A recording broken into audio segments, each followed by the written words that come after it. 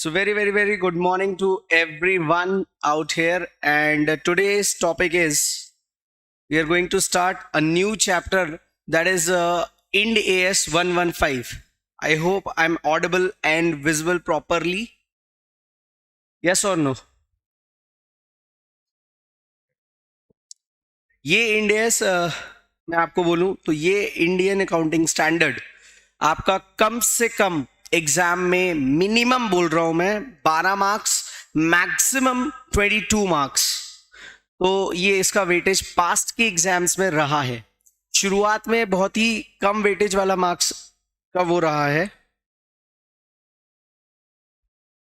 शुरुआत में मतलब इनिशियली जब ये इंडियस आया था तब ये काफी कम आता था एग्जाम में, बट अगर हम पिछले 5 से 6 अटेम्प्ट्स देखें तो काफी ज्यादा मात्रा में ही आया है। नाम आपको मालूम है? इंड एस 115 रेवेन्यू के बारे में बात करता है। Revenue from contracts with customer.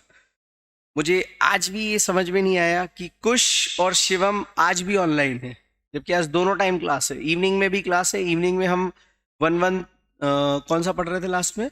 41 उसके क्वेश्चंस करेंगे और फिर नया stand. Sir on the way है। ओके, तो अभी तक आए कि नहीं?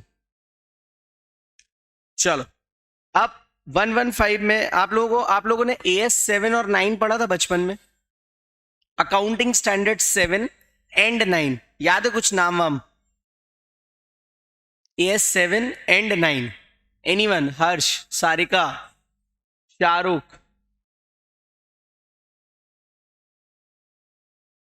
7 9 नाम ही भूल गए। 7 था आपका क्या? 7 आपका क्या था सर? 7 था आपका कंस्ट्रक्शन कॉन्ट्रैक्ट्स। 9 था रेवेन्यू रिकॉग्निशन। 7 में आप क्या करते थे? शाहरुख ने बोला भूल ही गए। जब शाहरुख ने बोल ही दिया भूल गए, फिर मेरी रिस्पॉन्सिबिलिटी बनती याद दिलाना। 7 था कंस्ट्रक्शन कॉन्ट्रैक्ट्स एंड 9 था रेवेन्यू रिकॉग्निशन। ऑल्दो अगर आपको याद हो 7 में भी हम रेवेन्यू ही रिकॉग्नाइज करते थे, लेकिन उन कॉन्ट्रैक्ट्स का जो सिर्फ और सिर्फ कंस्ट्रक्शन से रिलेटेड थे, परसेंटेज ऑफ कंप्लीशन मेथड के बेसिस पर। याद आया कुछ? 3-4 साल तक कॉन्ट्रैक्ट चल रहा है, कोई प्रोजेक्ट अंडरटेकन है और हर साल उसका रेवेन्यू अपन रिकॉग्नाइज कर रहे हैं on the basis of completion. Yes और no? Percentage of completion method करके हमने एक चीज सीखी थी और वहां पर हम रेवेन्यू ही रिकॉग्नाइज कर रहे थे, if I am not wrong. आपको याद आ रहा होगा, थोड़ा थोड़ा माइंड मैपिंग हो रही हो। और अगर मैं बात करूं AS 9 की, तो AS 9 में बाकी सारे तरीके का रेवेन्यू आ जाता था। इंटरेस्ट हो, रॉयल्टी हो, डिविडेंड हो। Are you getting it? Yes और नो? हेलो? तो ये जो इंड AS है, अब आपने क्या पढ़ के रखा है सर? AS 7 AS 9। बट इस स्टैंडर्ड का बैकग्राउंड समझना बहुत इंपॉर्टेंट है। बैकग्राउंड अगर समझे तो थोड़ा बहुत अपने को समझ में आने लगेंगी चीजें कि क्या है। 3 फेजेस में मैंने इस स्टैंडर्ड को बांट के रखा है। पहला एक background introduction, second what is the logic behind this Ind AS, and third है कुछ special issues, special transactions. I hope आपको इतनी बात समझ में आई जितना भी मैंने बोला। शबनम जी, शाहरुख, सारिका, कुश, हर्ष, श्रेयसी जी। ओके ना, अब आपको ना स्क्रीन मेरी विजिबल होने लगेगी। 2 सेकेंड। नए स्टैंडर्ड के साथ नया पेज।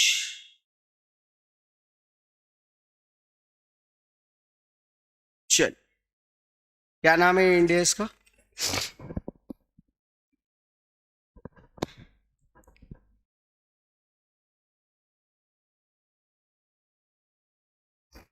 दिख रहा है पूरा प्रॉपर? आप लोग भी लिखे। Revenue from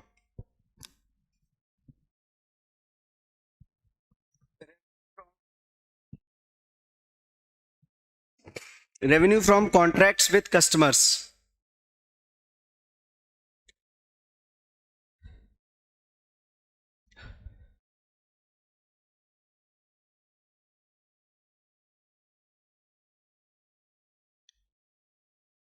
contracts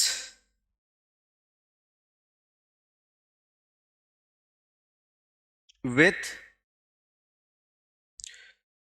customers. Is that clear? Is this visible? Weightage कितना डालोगे बेटा?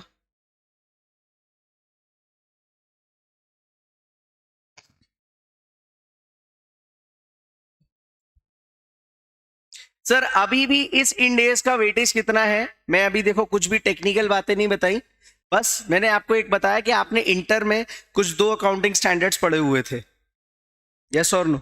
वही तो बैकग्राउंड की एक हेडिंग डालना। आप क्या लिखोगे हेडिंग में? बैकग्राउंड। ये इंडेस की जरूरत क्यों पड़ी?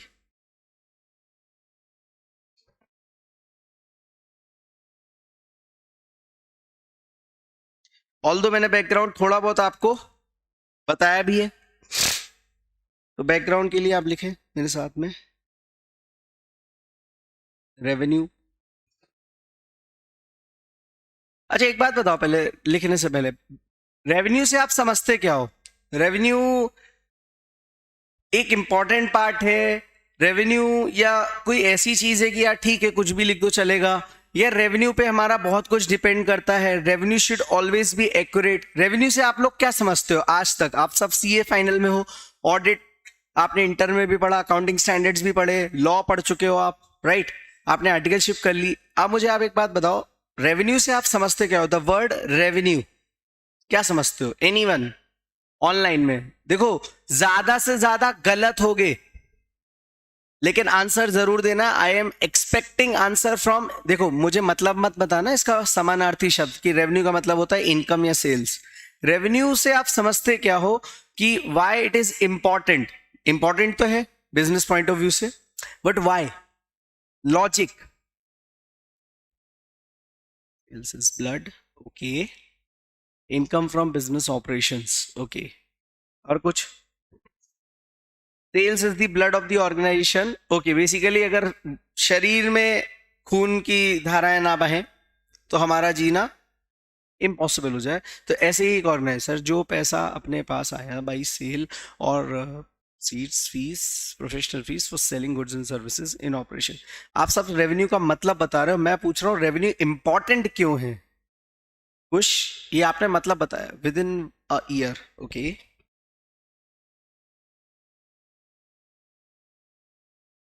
हर्ष, सारिका, रिलीज करना जरूरी है। कट ऑफ डेट पर अच्छा रिपोर्टिंग डेट पर रिकॉग्नाइज करना जरूरी है। तुम बताओ रेवेन्यू से क्या समझते हो? हम्म। हम्म। ओके। जैसा कि सबसे एक्यूरेट आंसर एक तो संस्कार ने दिया और दूसरा दिया है श्रेयसी जी ने। शाहरुख ने ट्राई तो बहुत हद तक किया बट कहीं ना कहीं ही ended up doing explaining the meaning of the revenue. Shreyasi ji ने जैसा कहा कि यार ब्लड ऑफ द ऑर्गेनाइजेशन सबसे फॉरमोस्ट इंपॉर्टेंट थिंग है, इसका रिकॉग्निशन और मेजरमेंट बहुत जरूरी है और बहुत एक्यूरेट होना चाहिए। तो मैं ये मानता हूं कि बिल्कुल सही बोला इन्होंने। और संस्कार ने भी बोला कि सर ये इतना इंपॉर्टेंट है कि अगर इसके मेजरमेंट में थोड़ा भी ऊपर नीचे हुआ तो हमारा पूरे कंपनी के फाइनेंशियल्स खत्म हो जाएंगे। खत्म मतलब खराब हो जाएंगे बेसिकली, क्योंकि एक्यूरेट तो है ही नहीं ना। थोड़ा बहुत ऊपर नीचे चलता है बट अगर मटेरियल पार्ट है वो तो चलेगा ही नहीं ना। तो revenue is a very important element. लिखेंगे अपन revenue being integral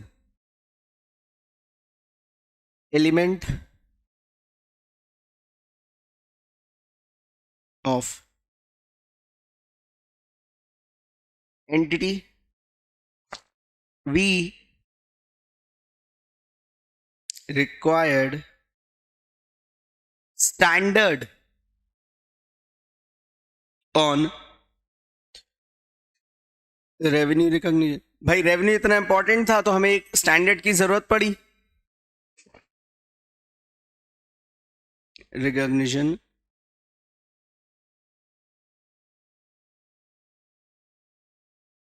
for number 1 measurement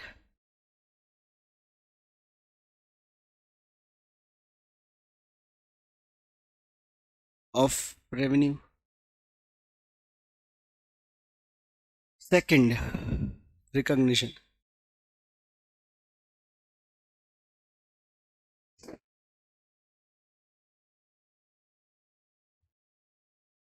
ये लाइन समझ में आई?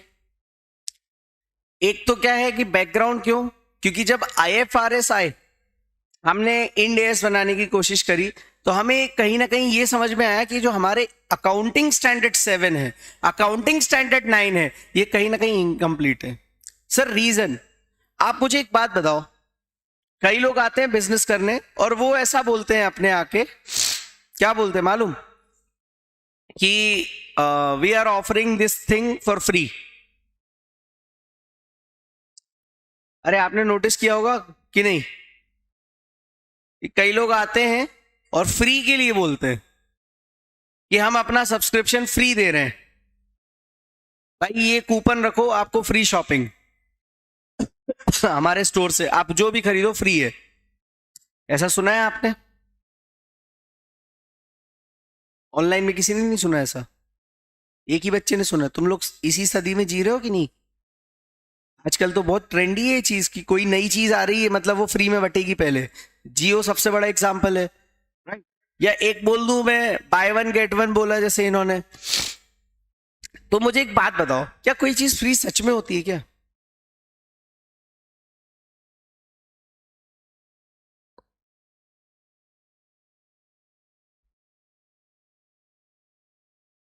ऑनलाइन में बच्चे बोल रहे हैं सर नो।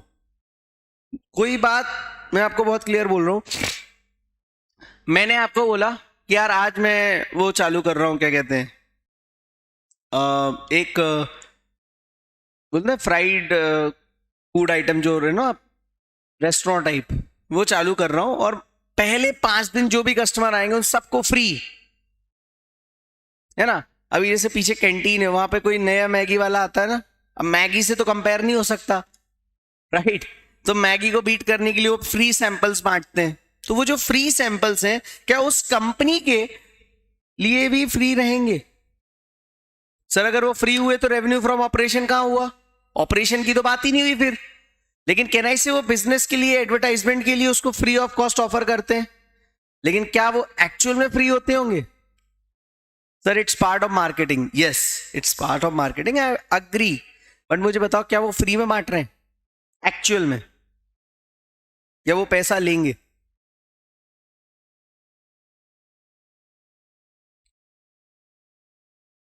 या तो कोई टर्म एंड कंडीशन होगी, या तो जो फर्दर कस्टमर्स आएंगे उनसे पैसा ले लेंगे।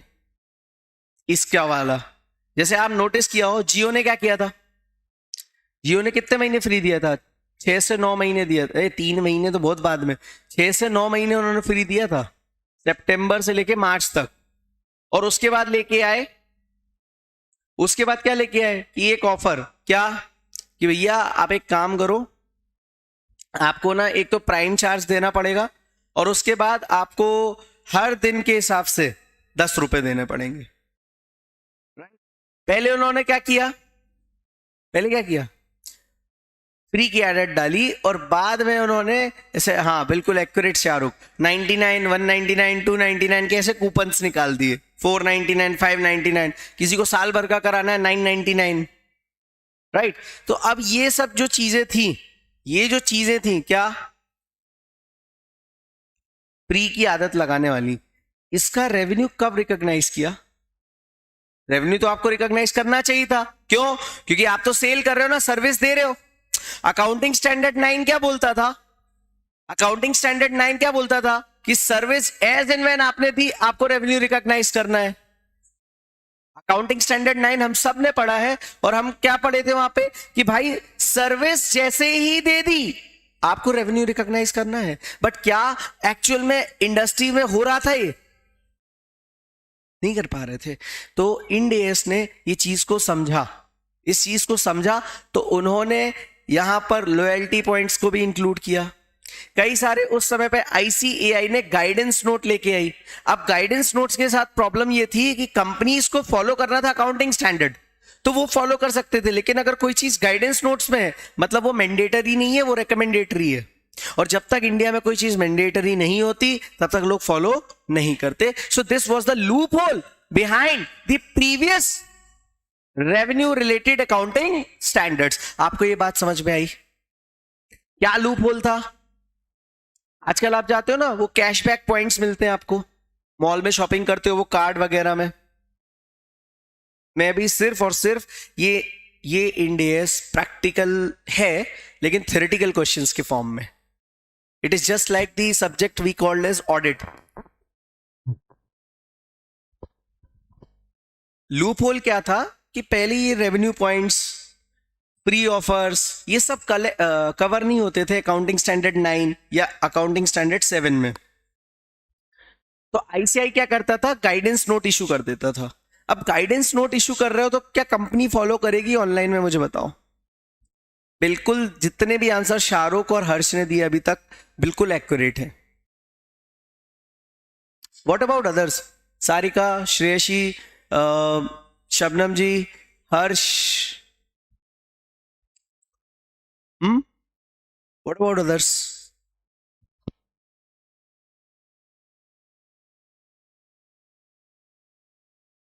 नहीं आया ना कि आ गया? तो ये जो अब पॉइंट क्या हुआ, इन्होंने दिए AS7, इन्होंने दिया AS9, क्या सफिशिएंट थे? नो। तो भैया इनने गाइडेंस नोट भी दे दिए, लेकिन ये रिकमेंडेटरी होते हैं, कंपलसरी नहीं होते। तो क्या कोई फॉलो करेगा? नो। तो that's why there was a need of a standard which covers all the possible following things which are prevailing in the current market. I hope you are getting the point. तो इसके आगे लिखते हैं recognition. तो इसीलिए एक revenue के standard की जरूरत थी, बिकॉज रेवेन्यू एक इंटीग्रल पार्ट है एंटिटी का। So we required standard on revenue recognition for measurement of revenue and recognition. अब रिकॉग्निशन भी दो बार होगा, दो चीजें। हाउ?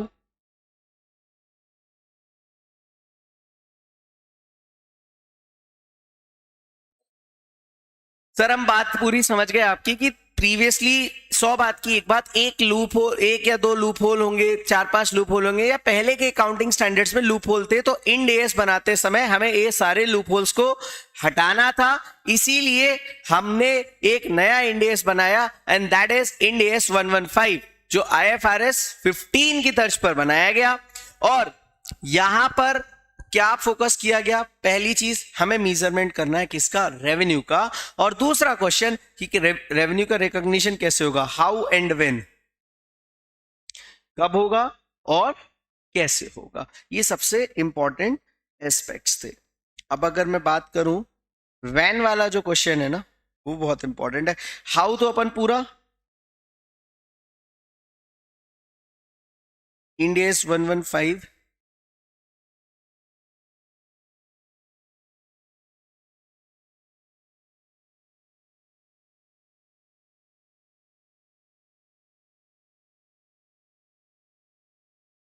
कैसे रिकॉग्नाइज करना है, will be discussed in Ind AS 115।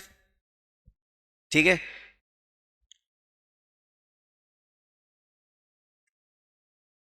और कब करना है, ये सिचुएशंस अपन ने एडॉप्ट करी। मतलब हमने जब इंड एएस 115 बनाया तो हमने कैसे रिकॉग्नाइज करेंगे, ये तो हमने पूरा IFRS की तर्ज पे लिया और उसको अडॉप्ट कर लिया, थोड़ा बहुत कन्वर्जेंस कर लिया, मतलब कन्वर्ज किया। कन्वर्ज समझते हो?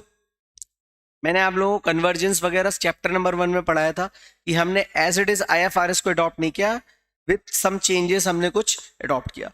तो रेवेन्यू को रिकॉग्नाइज कैसे करना है ये 115 में हमने एग्जैक्टली लिख दिया, लेकिन कब कब करना है इसका बैकग्राउंड हमने पुराने स्टैंडर्ड से ले लिया। क्यों सर, ऐसा क्यों किया? Anyone has the reason? कोई बता सकता है? मैं आपको इसका आंसर बता दे रहा हूं। रेवेन्यू कब रिकॉग्नाइज, रेवेन्यू कब कब रिकॉग्नाइज होगा ये मैंने आपको बता रहा हूं। इंड एएस वालों ने क्या किया, पुराने स्टैंडर्ड से एडॉप्ट कर लिया। कैसे रिकॉग्नाइज होगा वो इन्होंने इसमें ही बताया है, लेकिन कब कब होगा, किस टाइम पीरियड पर होगा, ये सारी चीजें इन्होंने पुराने स्टैंडर्ड से ही उठाई। Anyone can tell me the logic behind this? पुराने स्टैंडर्ड से ही क्यों उठाई ये चीजें?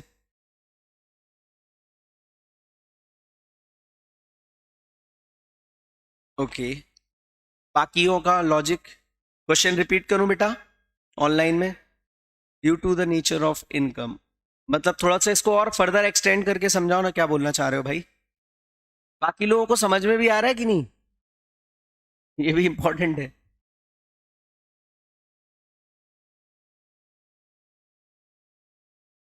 Almost same principle, okay Shahrukh quite close.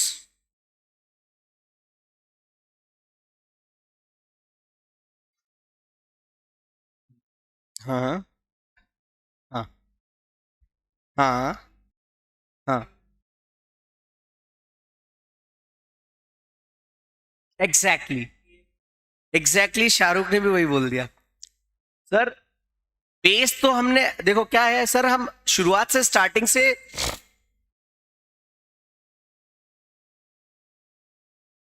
नहीं नहीं हर्ष तुम कहीं और निकल गए, तुम AS9 के अंदर घुस गए। मैंने सिर्फ इतना पूछा कि AS7 AS9 को ही क्यों बेस बना के रखा है। रीजन बहुत सिंपल है, पुराने स्टैंडर्ड को इसलिए उठाया गया क्योंकि शुरुआत से हम तो उन्हीं को फॉलो कर रहे हैं ना, हम एकदम से ड्रास्टिक चेंज नहीं कर सकते। नहीं समझे? अभी एक बात समझो, बहुत सिंपल सी बात है कि घर पे ना, जब अपन यंग थे, यंग मतलब अभी भी है, मतलब मैं भी हूं,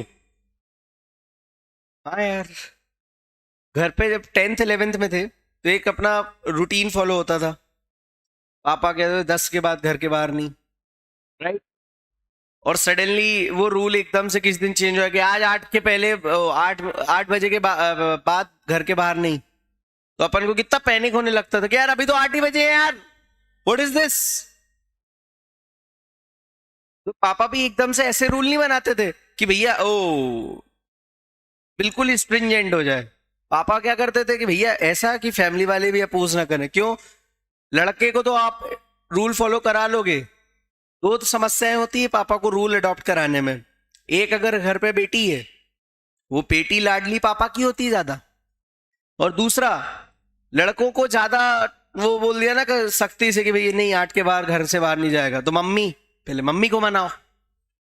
तो समस्या ये होती है कि जो भी रूल बनाता है ना, उसको ध्यान रखना पड़ता है जिनसे फॉलो कराना है, वो ऑडियंस कैसी है। और हम इंडियंस हैं, और इंडियन गवर्नमेंट हमारे लिए रूल बना रही है, तो उनको तो हमारी रग रग वाकिफ है। हम जो बोलेंगे यहां से जाना मना है, लोग वहीं से निकलेंगे।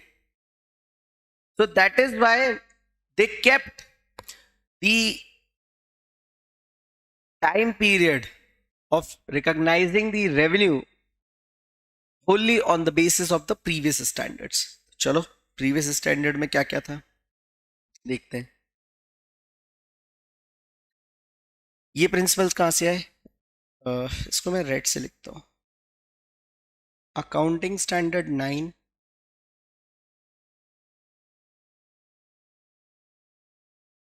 that too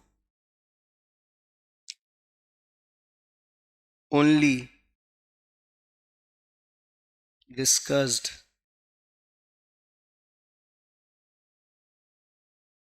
about 5 types of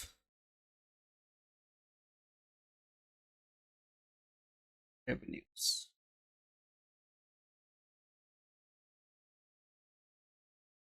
Number 1, sales. Number 2, service. 3, interest. 4, dividend. 5, royalty.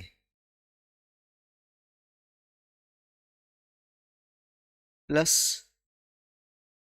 Accounting standard 7 भी था एक, वो बताता था कि कंस्ट्रक्शन कॉन्ट्रैक्ट्स का रेवेन्यू कब कब रिकॉग्नाइज करना है। तो इन्होंने क्या किया, इसको भी उठा लो। क्यों? क्योंकि ये भी रेवेन्यू वाला पार्ट था। प्लस गाइडेंस नोट आए फॉर संस्कार, ये बिजनेस आप जानते होगे,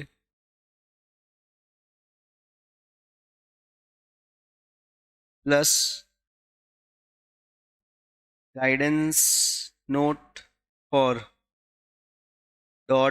.com कंपनीज।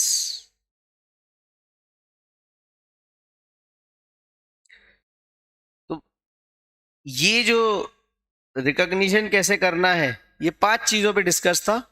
लिख लो पहले इसको आराम से, take your time, don't worry.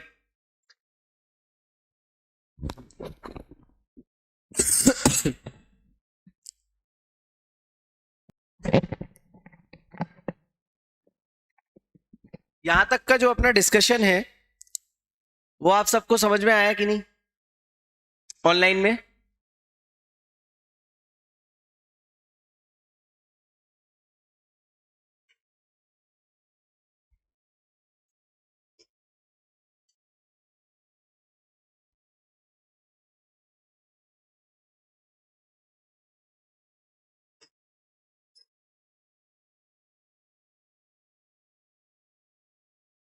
Done.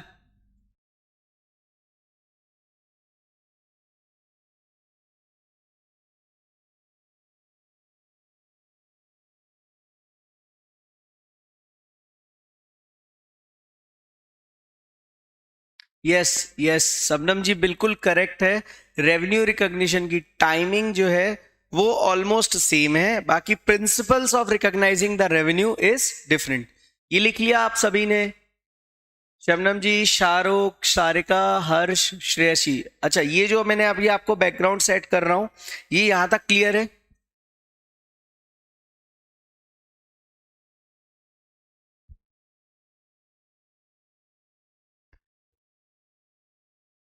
Hello, no one is replying today यार। यार रिप्लाई नहीं करोगे इतने इंपॉर्टेंट डिटेल्स में तो फिर कोई मतलब नहीं है। और मैं चाहता हूं कि आप चैट बॉक्स का ऑप्शन ज्यादा से ज्यादा यूज करें। I'm trying my best to keep the batch interactive. That's why. .com company means, आपको अभी बताते हैं दोस्त।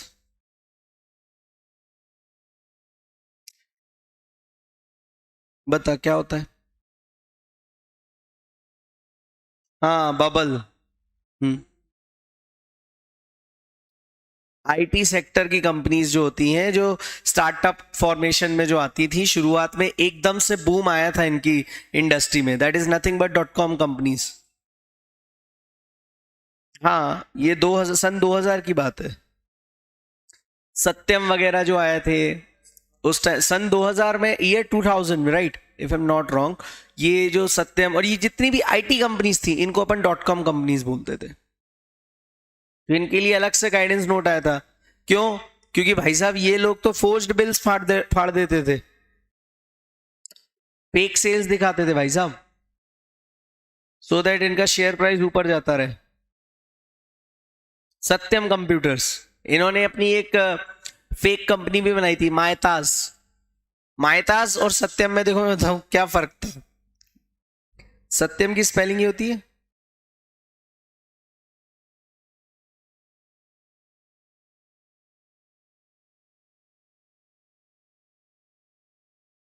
तो ये एक्चुअल में कंपनी थी ही नहीं। आप समझो, ये कंपनी थी ही नहीं, बस इन्होंने बोगस कंपनी बना दी थी एक तरह से। उस टाइम पे कंपनीज एक्ट 1956 हुआ करता था। 2013 तो अभी आया ना, 8-10 साल ही तो हुए, अभी 10 साल भी नहीं हुए प्रॉपर अगर बोलूं, क्योंकि 2014 में कंप्लीटली एप्लीकेबल हुआ था। 2013 में 29 अगस्त को प्रेसिडेंट ने जब साइन किए, after consenting with all the both the houses of parliament, 2 section he applicable हुए थे, सेक्शन 1 और 2।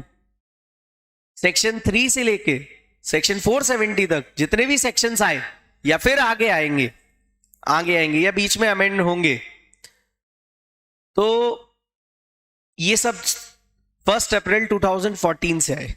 अभी 10 साल भी नहीं हुए कंपनीज एक्ट को, है ना। तो ये .com कंपनीज क्लियर है। हाँ, लेकिन थोड़ी देर, बहुत देर पहले रिमूव भी हो गए थे। हेयर स्टाइल अच्छा लग रहा है आपका। चलो अभी ध्यान से समझो। Standard was required for understanding meaning of revenue। क्योंकि दिक्कत क्या थी, आपने 2 स्टैंडर्ड बना के रखे प्लस कुछ गाइडेंस नोट्स भी दे दिए। अब रेवेन्यू का मतलब अलग अलग जगह पे अलग अलग चीजों पे चल रहा है, आपने एक सिंक्रोनाइज स्टैंडर्ड ही नहीं बना के रखा। आप समझो,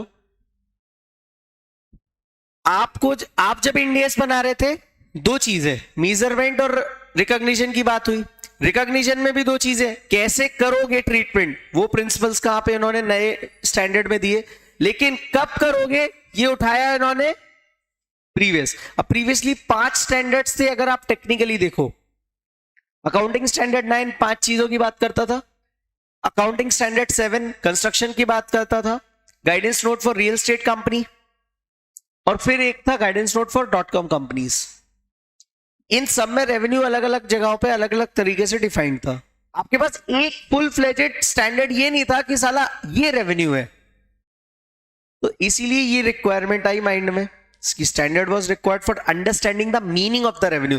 firstly you should understand what is the revenue. आप सभी फ्यूचर चार्टर्ड अकाउंटेंट्स हो, आपको अगर नहीं, मुझे पता है बन जाओगे। हाँ, और आपको ये तो पता होना चाहिए ना कि रेवेन्यू कितना होना चाहिए। और अगर आपको रेवेन्यू की डेफिनेशन ही नहीं पता तो फिर क्या मतलब। So standard was required, 2 requirement I, accounting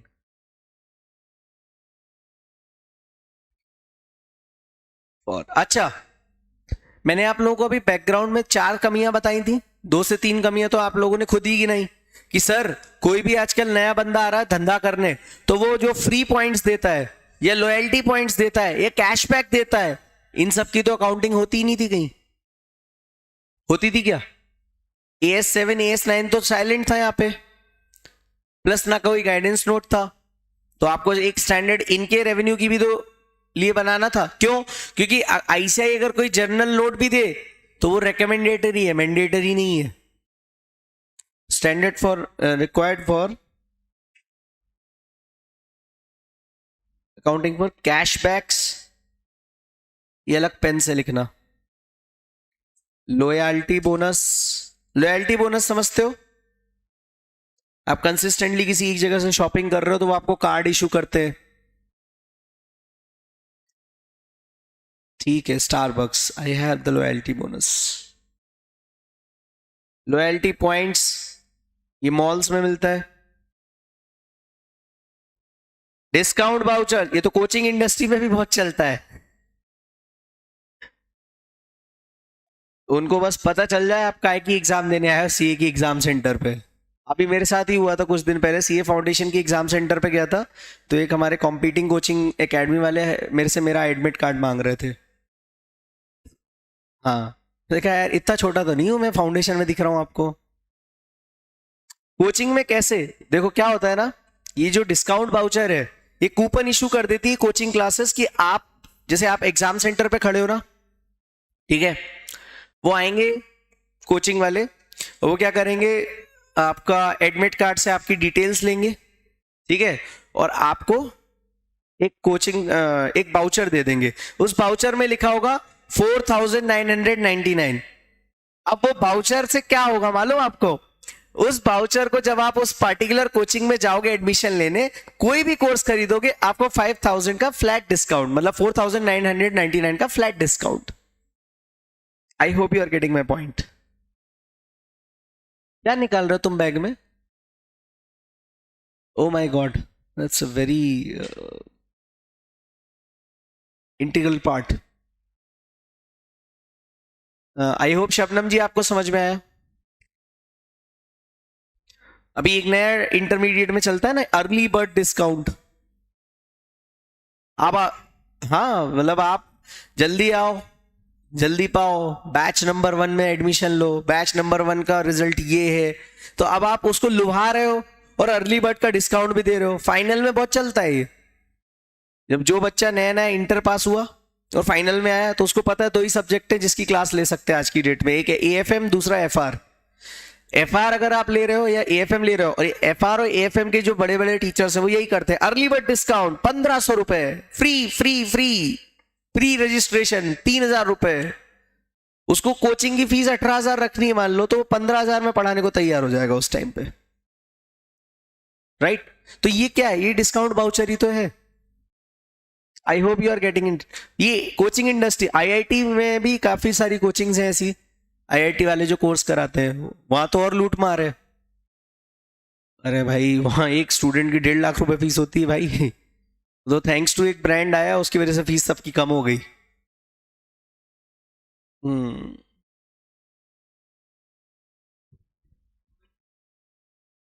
हाँ लेकिन उसमें क्या है, इसलिए नहीं चल पाएगा क्योंकि स्टैंडर्ड फैकल्टीज नहीं है ना।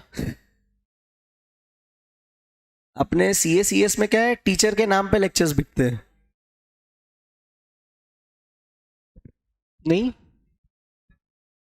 नाटा एकेडमी पे कभी भी फीस किसी भी कोर्स की 1 लाख रुपए कभी नहीं गई, आज भी नहीं जाने देते। मैक्सिमम फीस हमारी है सीए इंटर 60। तो भी नाटा में जब भी पूरे सब्जेक्ट चलते थे, जैसे आज डीटी कोई नहीं पढ़ा था अपने यहाँ पे फाइनल में, तो भी 45,000 गई उस टाइम पे, जब यहाँ पे 1200 बच्चे फेस टू फेस पढ़े। हाँ हाँ, इस रूम के बाहर 5 बेंचेस लगी थी। उस टाइम पे ऑनलाइन का कल्चर नहीं था ना। सबसे ज्यादा बच्चे आते थे भीलवाड़ा, जोधपुर, जयपुर, अंबाला, अजमेर, ये जो राजस्थान बेल्ट। चलो, hence to replace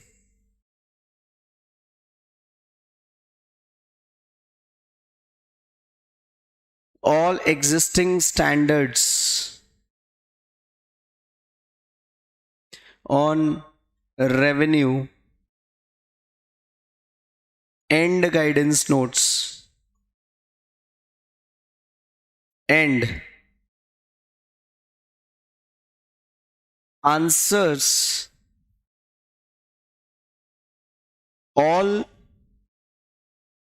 questions related to revenue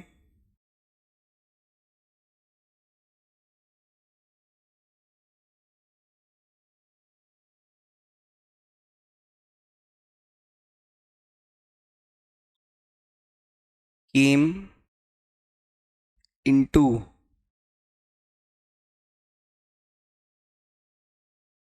existence.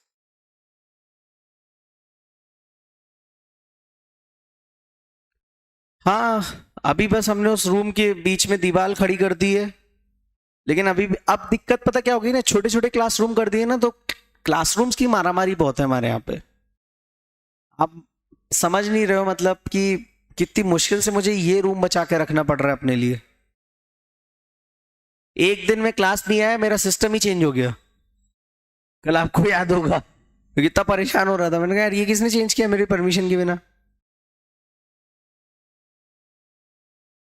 तो वो होता है क्योंकि क्या है, अभी एक तो रिनोवेशन चल रहा है ना, फर्स्ट फ्लोर में क्लास नहीं लगा सकते, और सेकंड फ्लोर थर्ड फ्लोर पूरा बुक है क्लासेस से।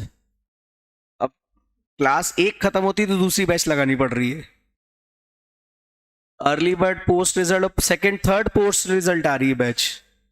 वी हैव टच्ड इंटरमीडिएट में करीबन 550 बच्चे प्लस हो गए अपने आज, ऑफलाइन ऑनलाइन मिला के ही। अभी नई बैच में आएंगे करीबन 200-250 और 8 नवंबर अटेम्प्ट 800-900, लास्ट तक पहुंचते हैं 1100, गिरते पड़ते एक दो स्टेयर पे नीचे तक। लिख लिया? अच्छा एक बार ये पूरा पढ़ो, यहां से लेके यहां से, बैकग्राउंड जहां से मैंने चालू करा है, देखो पढ़ो इसको। तुमने नहीं लिखा, तुम यहां पे पढ़ो पहले। अरे नहीं, जो मेरी बात नहीं मानेगा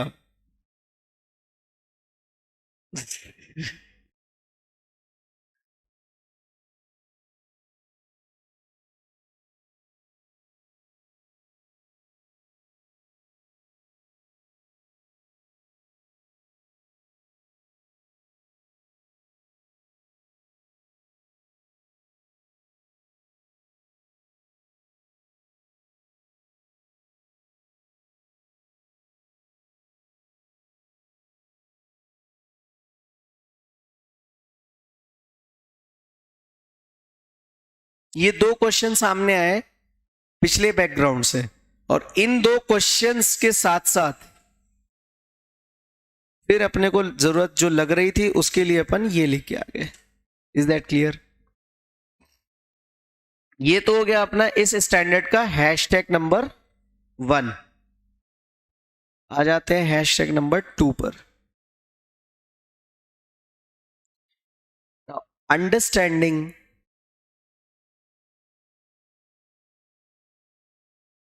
दी टाइटल ऑफ स्टैंडर्ड।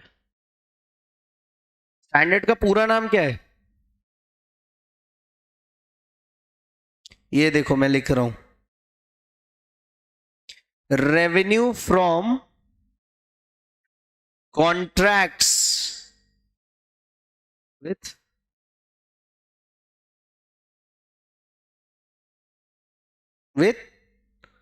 कस्टमर, कष्ट से मर,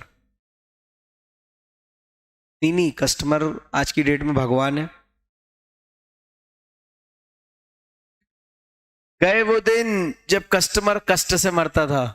2010 के बाद से कस्टमर भगवान हो गया है, क्योंकि पूरा मार्केट, चाहे वो इंडियन मार्केट हो या कोई भी मार्केट, सारे के सारे मार्केट्स में आप देखो कस्टमर बेस्ड फैंस है, मतलब ऑडियंस है। क्योंकि आजकल की डेट में कस्टमर से थोड़ा भी भेदभाव किया, कस्टमर दूसरे के यहाँ चला जाएगा, उसको कोई फर्क नहीं पड़ता है।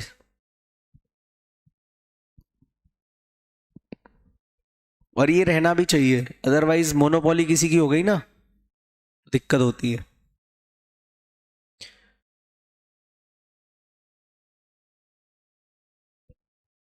अब इस डेफिनेशन के अपन ना टुकड़े कर रहे हैं ताकि आपको एमसीक्यू में भी हेल्प हो और इस चीज को समझने में भी आए। ध्यान से समझना।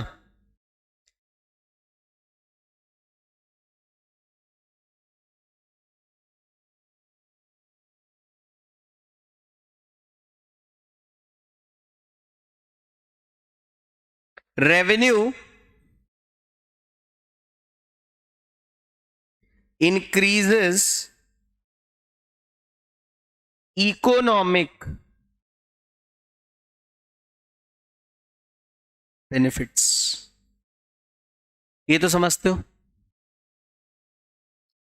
कि नहीं समझते?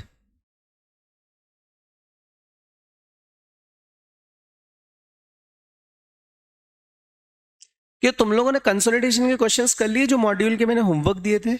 सारे कर लिए? सारे कर लिए ना, जितने मैंने डिस्कस मतलब सॉल्व करवाने के लिए बोले थे, जितने मतलब होमवर्क में दिए थे, पक्का? ओके, कोई दिक्कत तो नहीं आई ऑनलाइन में?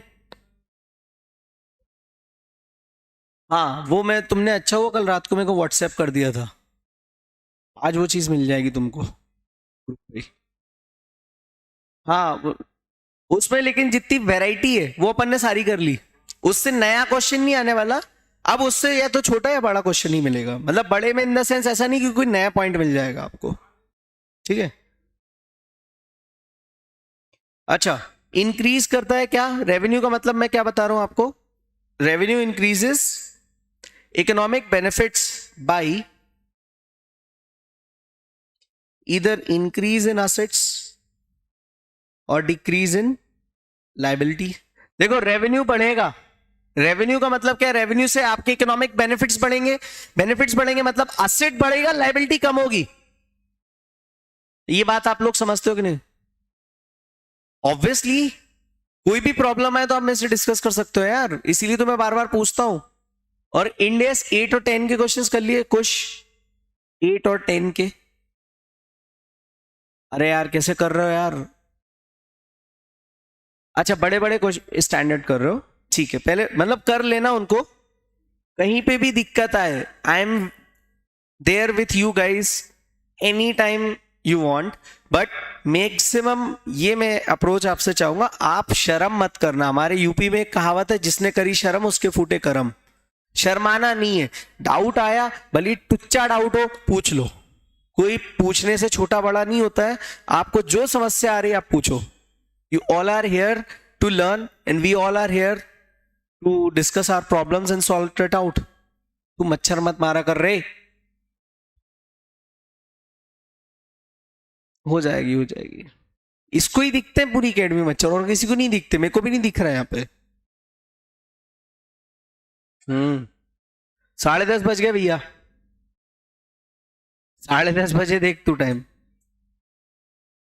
अच्छा, असेट बढ़ा और लायबिलिटी कम हुई, और इकोनॉमिक बेनिफिट पे और कहां पे इफेक्ट आएगा, सोच के देखो। इक्विटी बढ़ती है,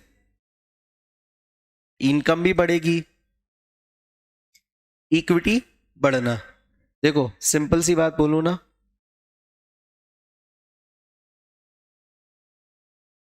इसका इफेक्ट असेट के इंक्रीज होने का और लायबिलिटी के कम होने का leads to increase in equity. ये बात समझ में आई? ऐसे लिख लो ताकि तुम्हें याद रहेगा। रेवेन्यू का मतलब समझ में आ गया? Hello all the uncles and sisters.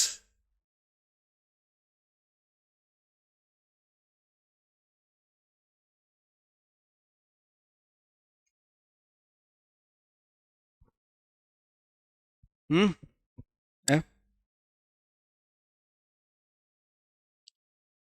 Contract का मतलब बताओ एनीवन?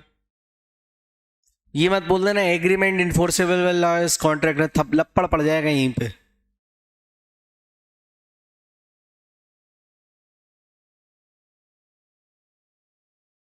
कॉन्ट्रैक्ट का मतलब बताओ। मैंने आपको बोला ना 3 पार्ट्स में अपन डेफिनेशन को डिफाइन करेंगे। कॉन्ट्रैक्ट इज एन, हाँ, अरे तू रहने यार।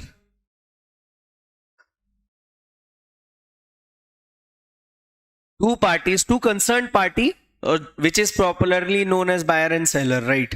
ओके। और ऑनलाइन में किसी को कुछ आ ही नहीं रहा।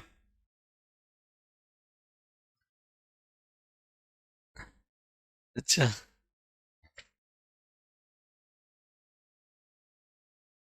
Okay, nice. सारिका ने सही बोला, सेम बोला जो कुश ने बोला, वर्ड टू वर्ड। अब कुश ने अगर मॉड्यूल के बिना बोल दिया तो वो भी बोल सकती है। ज्यादातर, एन एग्रीमेंट बिटवीन टू और मोर parties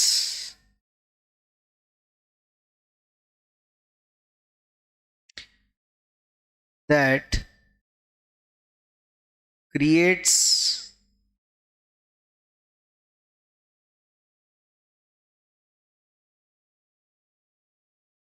enforceable rights for one party only and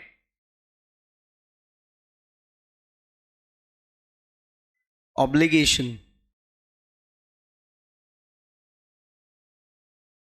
to another party. Agreement between two or more parties that creates enforceable rights for one party only and obligation to another party. एक party को कुछ मिलेगा और एक party को अपने terms और condition निभानी पड़ेगी, तो एक के लिए ऑब्लिगेशन हो जाएगी. यस और नो? ये समझ में आया? हेलो?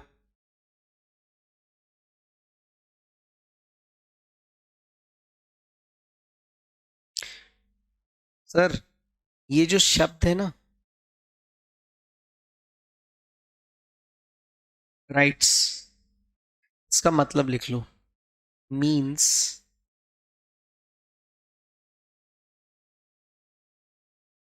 तुम नीचे लिख लो ना हैशटैग बना के कहीं, कंट्रोल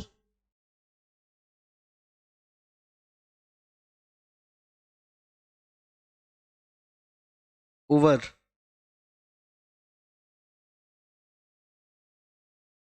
गुड्स स्लैश सर्विसेज. देखो ये आपका चार्ट ऐसे बन रहा हो, goods slash services, C less.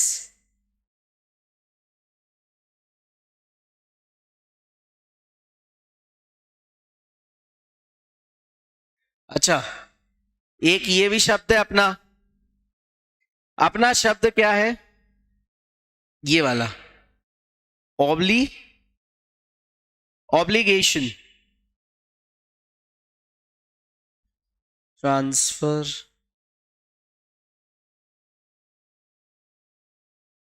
Of goods slash service. बादल बेपाव है, ये देखो. नहीं और कुछ नहीं. कौन है? अच्छा हाँ, ये बी हो जाएगा ना बेटा.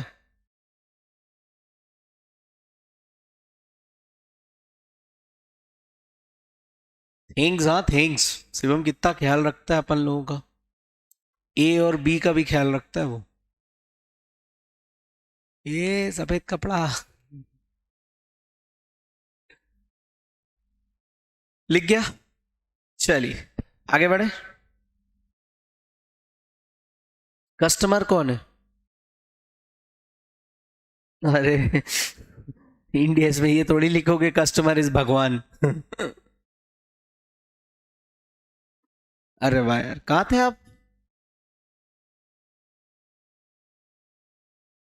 A party that has contracted with an entity to obtain goods slash service that are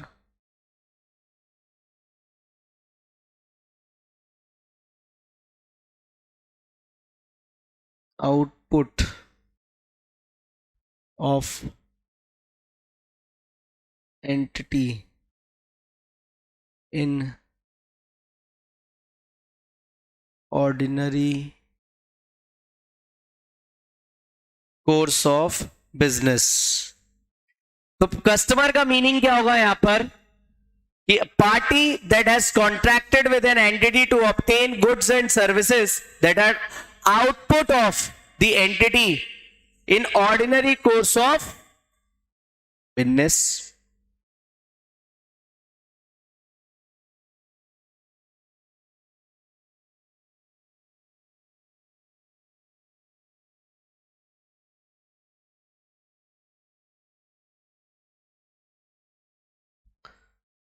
खत्म। ये देखो, ये जो नाम है रेवेन्यू किससे? कॉन्ट्रैक्ट्स। और कॉन्ट्रैक्ट किससे? कस्टमर। तो what is the customer? Who is the customer?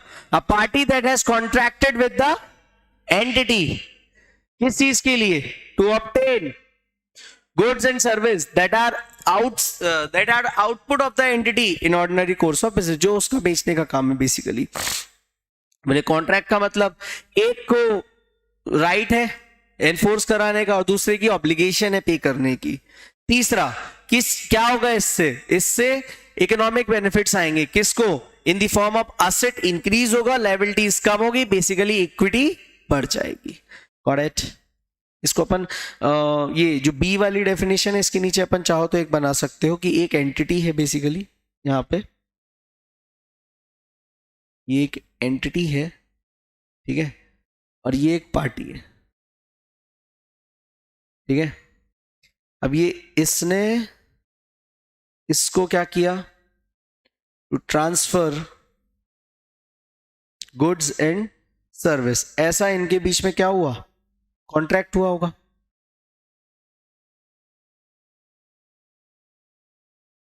ऐसा इनके बीच में क्या हुआ? कॉन्ट्रैक्ट। अब अगर ये ऐसा कॉन्ट्रैक्ट हुआ कि भाई टू ट्रांसफर गुड्स और सर्विस, गुड्स एंड सर्विस, तो साथ में ये भी तो कुछ इसको देगा। क्या देगा सर? कंसीडरेशन देगा, पैसा। ये उसके बिना तो कोई चीज हो ही नहीं सकती।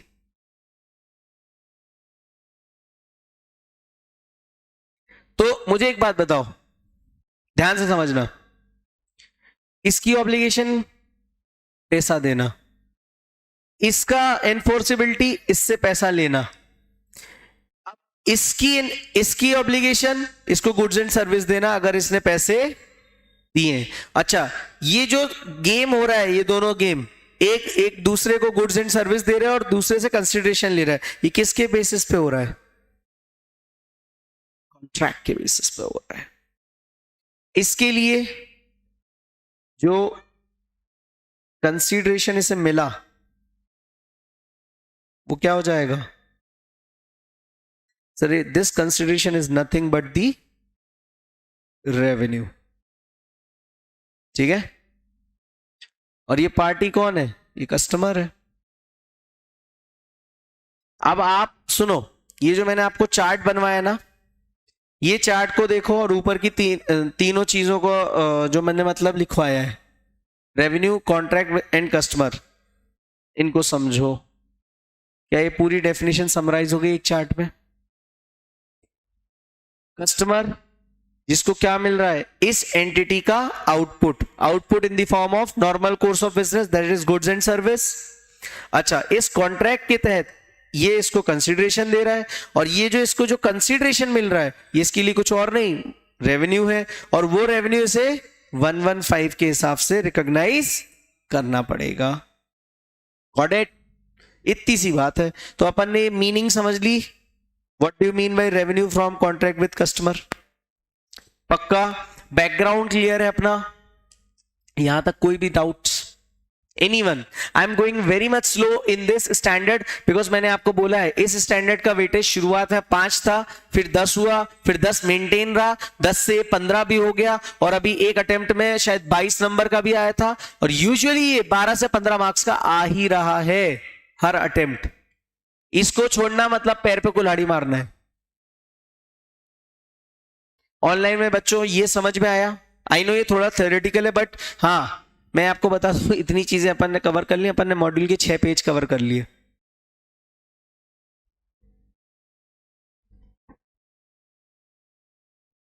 पक्का? तो ये क्या कर रहा है? संस्कार की तरह मत क्या कर। संस्कार तो एक दिन ऐसे ऐसे कर रहा था। बात खत्म। तो अब आ जाते हैं अब मुद्दे की बात, इस चैप्टर के ओवरव्यू पर। सर अभी ओवरव्यू आया ही नहीं था। हाँ, अभी तक तो सिर्फ बहुत कुछ 105 अपना पेंडिंग है, non current asset held for sale and discontinuing operation.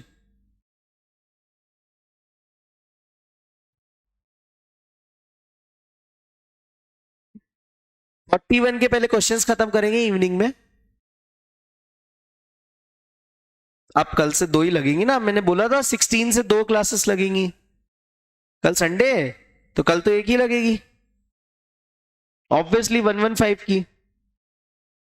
बड़ा टॉपिक ये है ना, और क्या। चलो, पार्ट 1, पार्ट 2 और ये रिया part 3।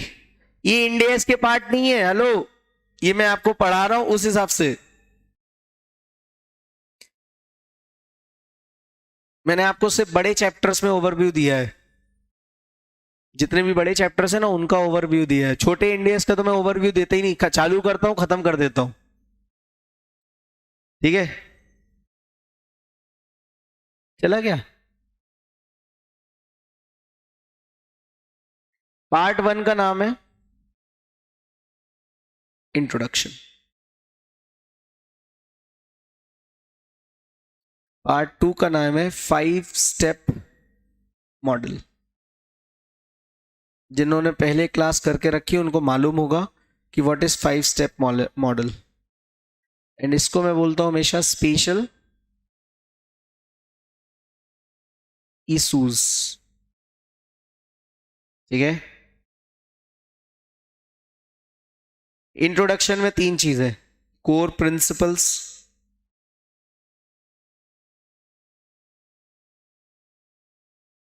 Second point of revenue recognition,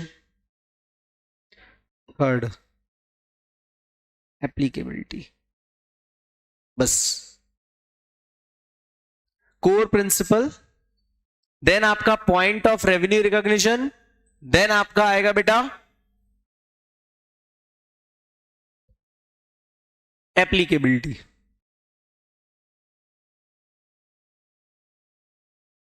five step model क्या बोलता है? 5 स्टेप में step number 1, identify the contract,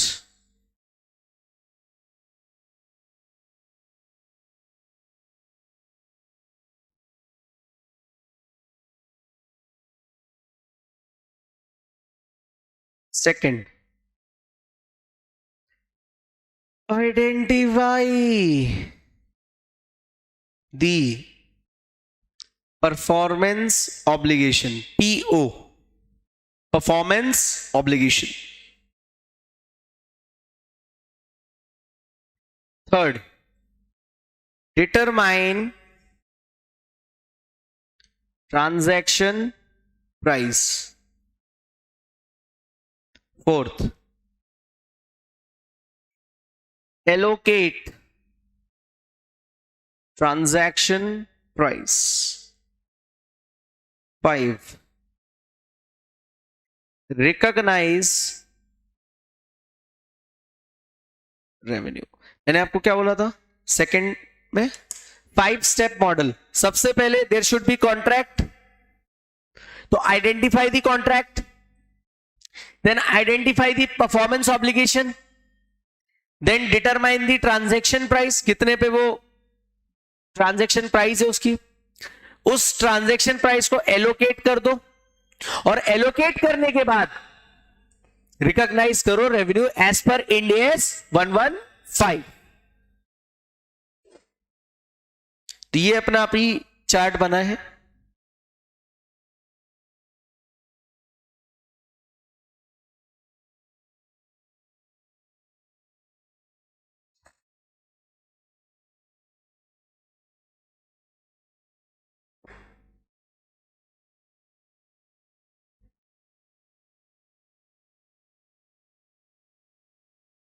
special issues में पहला स्पेशल इशू रीपर्चेज एग्रीमेंट, इसको अलग से डिस्कस करेंगे अपन। सेकंड, प्रिंसिपल वर्सेस एजेंट, जिसपे अभी क्वेश्चन ही आ गया था नवंबर 23 में। पूरा इंड एस पढ़ लो, सबसे इजी चीज है ये कि कौन प्रिंसिपल है कौन एजेंट है, उस पे उन्होंने क्वेश्चन पूछ लिया उनने, जबकि सबसे इंपॉर्टेंट चीज ये है 5 स्टेप मॉडल, उस पर कुछ पूछा ही नहीं उन्होंने कहा पूछा प्रिंसिपल वर्सेस एजेंट वाली जो रिलेशन है उस पे क्वेश्चन पूछ लिया। अगर आपको इतना पता था कि वो प्रिंसिपल कौन है उस केस स्टडी में और एजेंट कौन है, तो आप उस क्वेश्चन को आराम से कर सकते थे। यूजुअली ये वो एक ग्रे एरिया है जो लोग छोड़ देते हैं। और वह बेस्ट बोलूं या वर्स्ट बोलूं, मतलब मैं तो बोलूंगा वर्स्ट बात, क्योंकि क्या होता है ना, हमारा ध्यान आईसीआई के दिए हुए एग्जाम्पल पे जाता ही नहीं है, हमारा ध्यान रहता है क्वेश्चन बैंक पे। आईसीआई के मॉड्यूल के एक इलस्ट्रेटिव लिस्ट में वो एग्जाम्पल दिया हुआ था डिट्टो, बस नाम चेंज कर दो। वो क्वेश्चन उठ के आया था, 12 नंबर का क्वेश्चन था, 12 या 14 नंबर का क्वेश्चन था इंडियस 115 का। दो क्वेश्चन थे, ये एक इस पे था और एक तो सिर्फ डेफिनेशन पे था, revenue from contract with customer, उस पे क्वेश्चन था। ये जो अपन ये पढ़ के आ रहे हैं ना, ये इस पे क्वेश्चन आ गया था। 8 नंबर का ये पूछा। वह नहीं, मैं ये बोल रहा हूं आपको पता ही नहीं है इंडियस में कौन सी चीज कहां से पूछ ली जाए, समझ रहे हो पांडे जी? हाँ, 8 नंबर यहां से पूछ लिए और 6 नंबर कहां से पूछे? और अरे कुछ नहीं, डायरेक्ट क्वेश्चन था यार, डायरेक्ट क्वेश्चन। अगर उसका सजेस्टेड करेक्टली देखोगे ना मॉड्यूल का, 5 लाइन का आंसर है बस, पूरे मिलेंगे। क्योंकि इंडियन अकाउंटिंग स्टैंडर्ड है या लॉ है, तो लॉ में प्रोविजन से मतलब होता है ना उनको। बीकॉम थोड़ी 6 नंबर का तो 6 पेज लिख के आ जाओ। और ये जो दुनिया रट के गई, ये चीज, इससे कुछ नहीं आया। चलो, मैं आपको सिर्फ बता रहा हूं, कोई एबीसी एनालिसिस काम नहीं करती एग्जाम में, simple.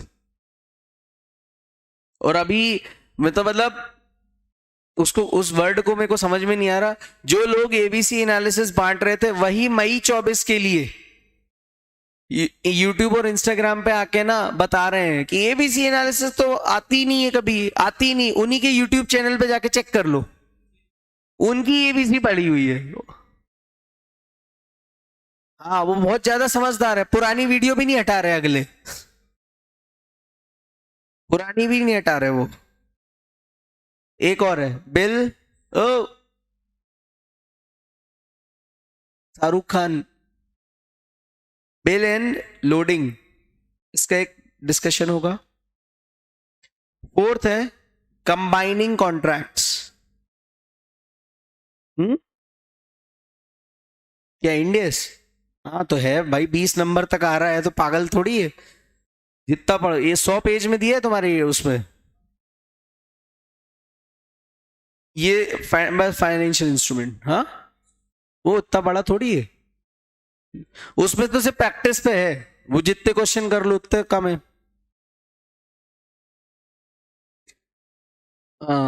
Yes yes people. Warranty sales, sixth sales based royalty, seventh sales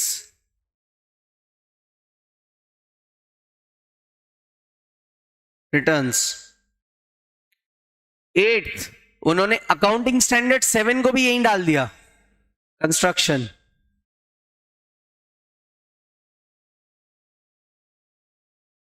ninth toll road, sir ये भी रेवेन्यू? हाँ, ये कहां कवर थे मुझे बताओ। अब टोल रोड्स, इसको भी कवर कर लिया इंडिया ने, कोई अकाउंटिंग स्टैंडर्ड था ही नहीं इस पे। कंस्ट्रक्शन की बात हो रही है तो यहां पे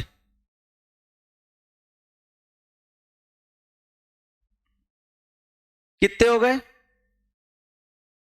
हाँ बस इतना ही है, बस इतना सा इंडिया है बस, छोटा सा, छोटू सा। टोल वाला क्वेश्चन भी आया था, टोल वाला अभी आया था क्या? इस बार नहीं आया था यार, मई में आया था if I am not wrong.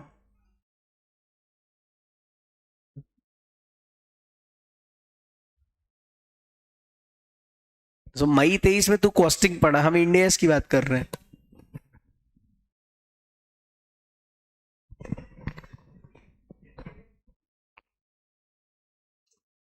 तो गाइस इतना क्लियर है? हेलो, आज हमने 3 चीजें पढ़ी और मैंने सबसे ज्यादा एम्फेसिस आप लोगों पे किया कि क्यों इंडियस 115 आया। दूसरा एम्फेसिस मैंने किया understanding the meaning of the standard, और तीसरा अपन ने ओवरव्यू देखा।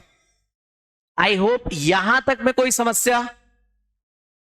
इंड एएस 115 बहुत इंपॉर्टेंट है, I request please don't miss the class. कल संडे है, सुबह अपन मिल रहे हैं कितने बजे? 10 से 12, 12:30, 10 से 12:30 कल। और शाम को अभी अपन मिल रहे हैं कितना? 3:30, 2:30 कर दे, 2:30 से 4 मिल रहे हैं अपन। इसको मारना है यार एक बार, 2:30 से 4 अभी शाम को, ठीक है? 3:30, चलो ठीक है, 3:30, 3:30, वो एक बच्ची आ नहीं पाएगी यार, ठीक है? तो 3:30 से कितना है? 5, 3:30 से 4, तो क्लास चालू हो गई, खत्म हो जाएगी, ठीक है? नहीं नहीं, इवनिंग की क्लास हमेशा टाइम पे चालू होती है भाई, इवनिंग की क्लास हमेशा टाइम पे चालू होती है। चलो, all the best, good day, bye.